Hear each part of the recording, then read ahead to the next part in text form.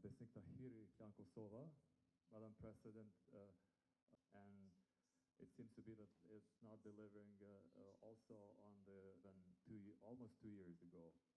When the European Union, and my second question is, how did you felt yesterday in Belgrade when you found out that while you were meeting, President Bush was having a meeting with the minister coming from Russia? We had an excellent meeting and we discussed the progress made by Kosovo on its EU-related reforms.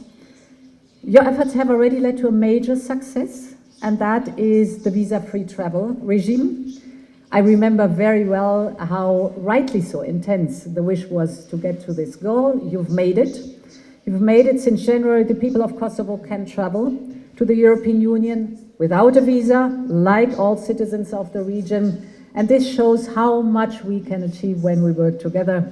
So congratulations again on this big success of yours. Dear Vjosa, I know that over the past years, Kosovo has worked hard to strengthen democracy and the rule of law with big success. You have just described the progress. And I want to assure you and the people of Kosovo that in my second mandate, the enlargement will be staying top of the agenda. It's for me very important, one of the top projects, and therefore we will work very closely together to move forward on that matter, because I'm committed to a future where all 6 Western Balkan partners are part of our union. We have now all the necessary tools and instruments in place to make it a reality. And I want to stress specifically one initiative you mentioned also, and this is the growth plan.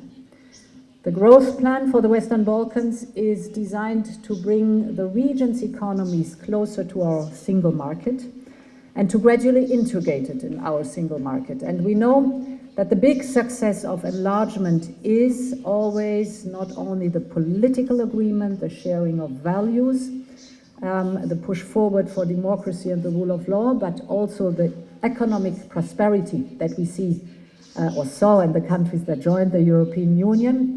And here now we move forward in a different way, that we say we open already sectors of the single market now to our Western Balkan partners, so that companies from Kosovo, for example, can access the single market. For that, we need reforms to have a level playing field, but these reforms will be accompanied by additional European investment. It has been a year since we started the discussion, and most Western Balkan countries have their reform agenda ready. So does Kosovo. And I must say, Kosovo has done a great job on this reform agenda, so congratulations to you and your team for delivering on this one. Now we should be able to start with the pre-financing of more than 60 million euros, which could be released already before the end of the years. Overall, as you said, more than 880 million euros are available for Kosovo under the growth plan. So I think this is a typical project where we look at Kosovo and the relationship to the European Union. It's in our hands to make it happen, to move it forward, and the first steps are already very promising. In this context, I also warmly welcome the agreement that was found 2 weeks ago at the Berlin process to unblock the common regional market in the Western Balkans, also very important for the prosperity of the Western Balkans. This agreement lifts restrictions on exports from Serbian goods into Kosovo. We have also discussed the European funding for the new X-ray scanners. They will be used to screen these goods, that is important, before they enter your market at the crossing point.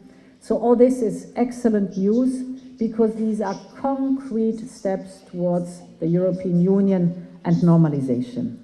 I congratulate you on the constant determination, the stamina you have, and the will you show on this path forward toward the European Union. I am convinced that we will continue both together this success story, and thank you again for hosting me here in Kosovo.